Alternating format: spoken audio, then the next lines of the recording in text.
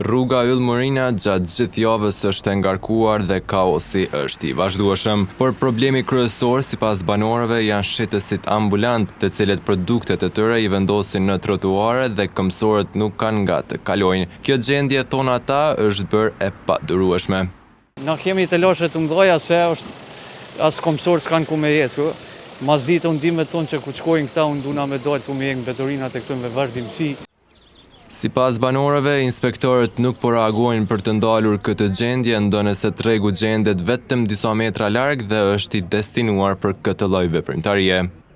Kjo ndodh unë me thonë nështë për shkak një papërgjegjësisë drejtoratit inspektorave. Kjo gjendje është pimas luftës. Për ma tepër është tregi mrena, tregi rrini thot, nuk futet kërkush mrena, nuk ndodh zakonisht mas çdo sezones ku ti kryejnë këta shërbimet këtu që i kanë ketë, që marrën shitja e gjërave ushqimore, atëherë improvizohet një farë aksioni që pi pastrojnë kishe.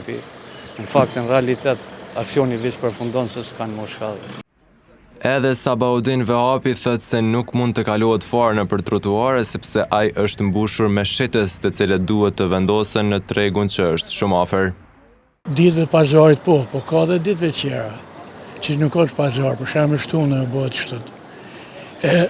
Kështu nuk po di këta sekretariati për shembull që janë inspektorët, ta duhet më ardhe me këshir me një grupi këtuit, që ko boll mirë të mrena për shembull.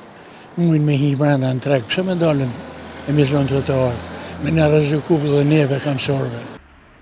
E njëjta gjendje paraqitet edhe në afërsi të parkut Mustafa Bakia, si dhe të rruga Ali Pash Tepelena, ku shitësit i kanë vendosur produktet në trotuare duke penguar lëvizjen e qytetarëve.